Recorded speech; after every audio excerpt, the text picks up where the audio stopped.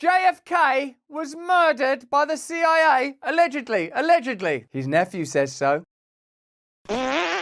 Hello there, you 6.4 million awakening wonders. Thanks for joining me on this voyage to truth and freedom, a voyage that we can only undertake together. Alone we are lost, together we are powerful. There is an effulgence, a brightness within you. Cultivate it, nurture it. Recognize you've been trapped within their systems of ego, materialism, individualism, that the system is operating from within your head, but you can free yourself. Turn on the notification bell right now. We make this content every single day and I want you to see all of it. We had a fascinating conversation with RFK. He's an unstoppable force. He's running for the presidency. You might only know him as an anti-vaxxer because surely the mainstream media will never talk about him in any other terms. But when you look in depth at what RFK is saying, what RFK believes in, what RFK has experienced as a member of the greatest dynasty in American political history, let me know in the chat. He talked to me about the Bay of Pigs, the JFK assassination, that it was sort of basically definitely the CIA, that KGB spies used to go round his house,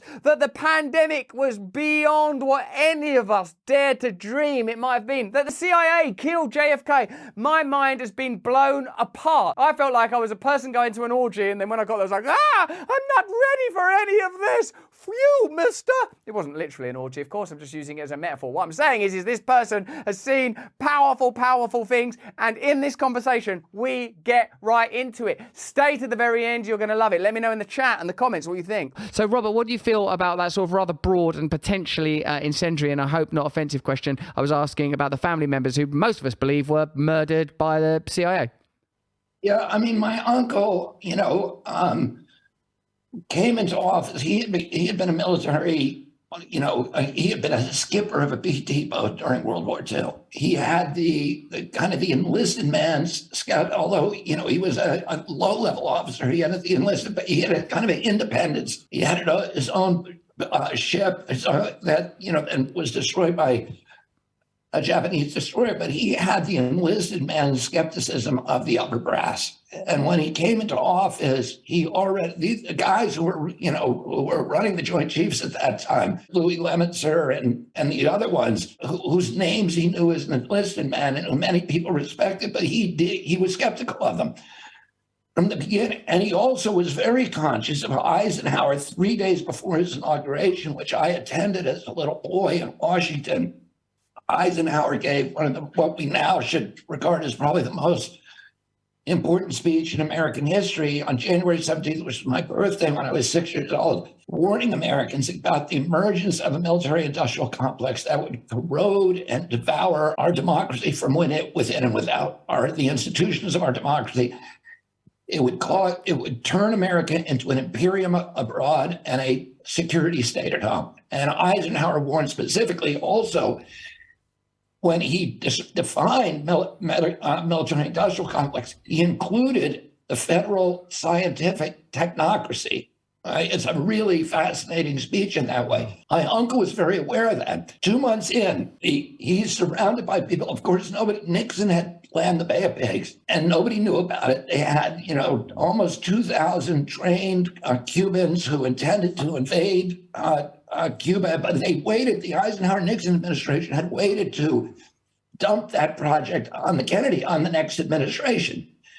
And so my uncle was surrounded by an intelligence apparatus and military. His Joint Chiefs were saying, you got to go do this. And my uncle said, wait a minute, why are we invading a sovereign nation and a little nation? We're going to look like bullies to the world. And, I don't want a Marxist country there, but that's their choice. This was before there was Russians there. So it was just a nation that had made a political choice in his view that we didn't like, but he also was very conscious of the abuses of the Batista administration that Castro had revolted against. And he later sent a note to Castro saying that, they were saying, we're going to invade. And Jack said, I don't want any U.S. military involved. They intended originally to use military amphibious vehicles and transport. And Jack said, you're not going to use anything from the U.S. government. So the CIA then went to United Fruit, and they provided the ships for the flotilla. And of course, United Fruit had owned all the sugar cane in Cuba. So it was, again, this kind of merger of state and corporate power that, and Dulles had represented United Fruit as a lawyer for Sullivan Cromwell before he got the CIA job. So it's all this kind of incestuous stuff that continues to infect and dictate policy at the CIA.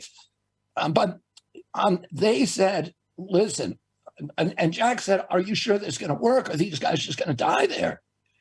And they said, no, as soon as they land, we've done all the intelligence. There's going to be a public uprising against Castro, and he's going to, and the public will depose him, and, these guys are going to be heroes. And Jack was very skeptical, didn't want to do it, but they said, we've trained these guys. They're armed. If you keep them here in Miami and Louisiana and Texas, it's going to be a nightmare. You got to let them do this. But Jack let them go. They get to the beach, and all of his Joint Chiefs come to him with Allen Dulles and said, they're dying on the beach. You got to give them air cover. And Jack said, no, I told you there was going to be no U.S. military involvement. And those guys, some of them died on the beach. The rest were captured by Castro. Jack came out of that meeting, and he said to his aide, I want to take the CIA, shatter it into 1,000 pieces and scatter it to the winds. And he fired Dulles, he fired Charlie Cabell, and he fired Richard Bissell, the three top guys in the CIA. And he brought in somebody, John McComb, who he thought could run the agency. But the next 3 years, the next 1,000 days before his death were a constant battle with his military industrial complex. And interestingly, Russell, he realized in the middle of his presidency that Khrushchev was in the exact same position as he was. Khrushchev had fought in World War II, had been at the Battle of Stalingrad, had seen the horror of war, did not want to go to war. But he was surrounded by military hawks and intelligence apparatus that did want to go to war. And my father got a letter one day, a private letter that was smuggled to him by a KGB spy and a GRU spy called Georgy Bolshakoi. And Georgy Bolshakoi was a guy who came to our house all the time. We loved him. We knew this was when James Bond movies were coming out. And, me and at that time, there were 8 or 9 or 10 of us, my siblings. We all knew, we knew about what a spy was, and we were very excited that this guy was actually a KGB spy, and he was very entertaining. He could do that, Russian Cossack dancing, and he would do rope climbing contests with my father and push-up contests, and he was kind of a bonhomme, really a fun guy, always laughing, very loud, singing, all this stuff.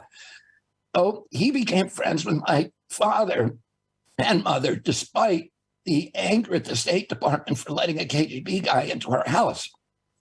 Khrushchev began smuggling private letters to my uncle through Bolshakoi. So he was trying to end run his military intelligence apparatus. And my uncle began this correspondence, 26 letters they wrote to each other. And they installed hotlines so they could talk to each other directly without talking to their apparatus. So in my brother's home, which used to be the Summer White House on Hyannisport, there's still wires sticking out of the wall.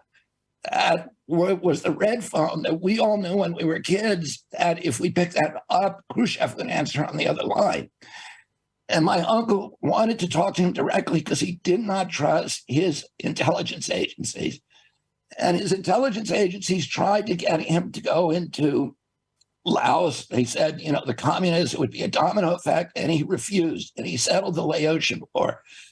They tried to get him to go into Vietnam to send combat troops, 250,000 combat troops. And it wasn't just the salad brass, as he called them, the top brass with all the salad on their uniforms, what he used to call them. It was it was people he trusted, like Maxwell Taylor and Averell Harriman and Dean Acheson and all these people who were kind of the graybeards. And they were all telling me, you got to send 250,000 people in, or the communists are going to take over Vietnam, and then they're going to take over Cambodia, and then it's going to be Los Angeles. They're going to be at our door. And my uncle was like, that's their war. They got to fight it. We can help them a little, like the French helped us during the Revolution, but we cannot fight their war for them. And so So before he died, he ended up sending 16,000 military advisors to Vietnam. That was fewer people, fewer troops than he sent to Jackson, Mississippi to get one black man, James Meredith, into Ole Miss. He sent more federal troops there than he sent to Vietnam. The troops he sent were not combat troops. They were military advisors, mainly Green Beret, and they were technically, under the rules of engagement, not allowed to participate in combat. He didn't want any combat troops. A week before he went to Dallas, he heard that some of his troops had been killed over there, and he asked for a casualty list. And his aide brought him a casualty list that 75 Americans had died in Vietnam. And he said, that's too many, and I want them all home. He signed that day a national security order ordering all the troops out of Vietnam, all military advisors out of Vietnam by the end of 1965, with the first 1,000 home the next month. This is the end of November. He wanted the first 1,000 shipped home by the end of December. This shocked the military. And then he went to Dallas and he was killed. But, my uncle used to say, Ben Bradley, his best friend, asked him, what do you want on your gravestone? And he said, he kept the peace. He said, the primary job of a president of the United States is to keep our country out of war. That is the primary job. And he succeeded in doing that, but no president since him has. Wow. Bobby, how can you say, though, that it's beyond reasonable doubt that it was the CIA just because of because he sacked some high ups, because he was gonna dismantle it, or at least he had an intention to, because he was at odds with the military-industrial complex? And if that is true, do you suspect that in other high-profile assassinations there was a comparable structure behind it, including obviously the assassination of your father? And also that if this is, sort of 70 years ago or whatever, how entrenched are those 50? How entrenched are those deep state interests now with the war, with the current conflicts that with comparable motivations? And do you not feel that this is, when you have access to sort of like this kind of personal information, do you not feel that this is an indefatigable enemy, that this is an unstoppable machine? I mean, like in this country, when like Jeremy Corbyn got a little bit of traction, like the media just shut that dude down. I mean, he couldn't get arrested. How can you speak out openly against these kind of interests, let alone try and mobilize a political movement and stand against them without serious fear of, assassination? Let me answer the first question. Your first question was, why do I say that the case against the CIA in terms of the assassination of my uncle is beyond a reasonable doubt? The answer to that would take us a 10-hour podcast to even summarize, because the amount of information is so voluminous at this point. There are more than 1 million documents, including all the documents that show that Lee Harvey Oswald, that they recently released, which we already knew, but it came as a shock to the United States because the president never reports it. And Lee Harvey Oswald was a CIA asset. Americans didn't know that. Certainly the Warren Commission didn't know that. And Dulles made sure that they didn't know it. He was recruited when he was at the Atasui Air Force Base in Japan. He was a Marine radar operator who was in charge of the U-2 flights. And then he defected to the Soviet Union. It was a fake defection that was organized by James Jesus Angleton, who was the director of counterintelligence at the CIA. And it was directed to uncover a mole at Langley. They knew they had a mole at Langley. And that mole, incidentally, was never caught. But that mole did tremendous damage to U.S. national interests. And one of the things that mole did is it allowed the CIA believe that the U-2 flights were CIA; they weren't Air Force.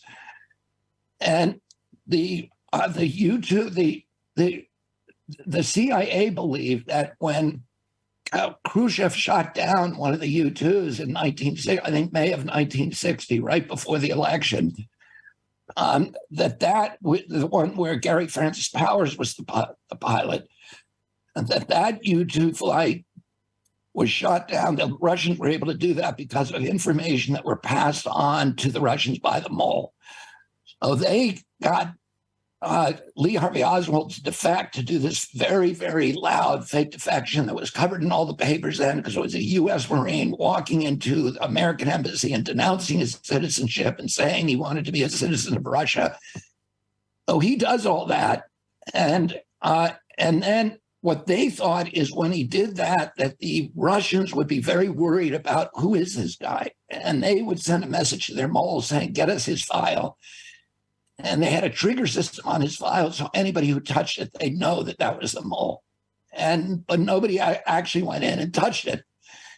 And so 2 years later, they brought him back. And he, in this weird situation where Lee Harvey Oswald goes back to the U.S. Embassy from which he's defected and says, I want my passport back. And they give it to him. And can I borrow $600? They gave it to him for an airplane ticket. They sent him to Dallas, where he's picked up at the airport by George Morenshaw, who's a CIA asset, and then, who gets him the job at the book depository, among many, many other things. But we know everything about what Lee Harvey Oswald was doing at that period and before and after.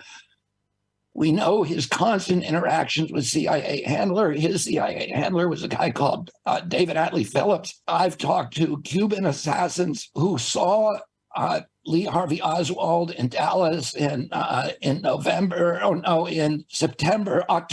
of 1963 with Lee Harvey Oswald. But Lee Harvey Oswald then did this, somebody did a fake defection of him to attempted defection to Cuba. We know so much about it, including confessions of many of the people who were involved in the assassination. Deathbed confession of E. Howard Hunt, for example, who then mastermind one and went on to mastermind the Watergate, break-in, and many, many others. So at this point, the evidence, and by the way, Russell, if you ever, or anybody who's listening to this, want to read probably the best distillation, the best digest of all of this material, a guy who's completely encyclopedic command of the material and is a really rigorous scholar, Jim Douglas, and he wrote a book called The Unspeakable. I think it's the best book written about this, although I've read probably 40 or 50, maybe 100 books about, the assassination stuff now, because once I started looking into it, I was interested in it. The evidence that the CIA killed my father is much less, is not that well documented, but it's very highly circumstantial. And I'll get to that in a second, but I will tell you this one thing. I guess I was almost 10 years old when my uncle was killed. And I was standing in the White House in the foyer of the White House with my aunt, Jackie Kennedy, and my mother and my father. My uncle's body was in the East Room, and it was a time when we were waking him. And Lyndon Johnson comes in and tells my parents that Lee Harvey Oswald just been shot and killed. And that the man who did it was a guy called Jack Ruby. And I said to my mom, I turned to my mom at that time and said, did he love our family? In other words, was Jack Ruby killing Lee Harvey Oswald because he was upset, about our family? And so at that point, like many Americans, was asking questions because this didn't look right. Lee Harvey Oswald was a gangster. He did not like my family. And Jack Ruby was a gangster who didn't like my family, who was, my father. My father's initial reaction when his brother was killed, the first call that he made was to the CIA desk officer in Langley. And he said to him, did your people do this? Then he called up. The next call was Harry Ruiz, who was a Cuban refugee who I knew well, who was a constant fixture in our household. He had been at the Bay of Pigs. He had fought side by side with Castro and the Sierra Maestre. After they all came back from Mexico, he was an engineer. He'd been very close to Castro, then turned on Castro when Castro went communist. He was a very close friend of my father's. And by the way, I've talked extensively with Castro about this, all this stuff too. So but my father called Harry Ruiz and said to Harry Ruiz, did your people do this? Meaning the Cubans. Because the Cubans at that time had turned on my family and hated them and felt they were traitors because they had not rescued them at the beach. And because they had ended the raids by Alpha 66 and the other groups that were raiding Cuba all the time. So the Cubans were very angry at my parents. My father thought, and they were all linked with the CIA. My father thought maybe that the CIA had done it, maybe using Cubans. And then the third conversation he had that morning, I had been brought home from Sidwell Friends School when my uncle was shot. And I arrived at the same time John McComb arrived at my house, who was the director of the CIA at that time. And my father brought him for a walk in the yard and said the same thing to him. Was it the CIA who did this to Jack? So, my father's first instinct, which was a good instinct, it turns out, was that the CIA had killed his brother. Well, there you go. You're a little bit older and wiser now, having listened to Uncle Robert Kennedy's fireside chat of home truths about the deep state and globalist corporatism. Let me know who else you want to see. Let me know if you think that RFK can make a difference to the political system. Is he going to be able to change the establishment from within the establishment, or do we need to set up our own separate systems? Let me know all of that in the chat. It's an amazing interview. You won't believe it, and it's available in full on Rumble right now. Go over there and check it out. It's going to blow your mind. If you enjoyed this video, have a look at either of these ones. Turn on the notification bell right now, because otherwise you won't get this content, and we make it every single day. But more important than any of that, please stay free.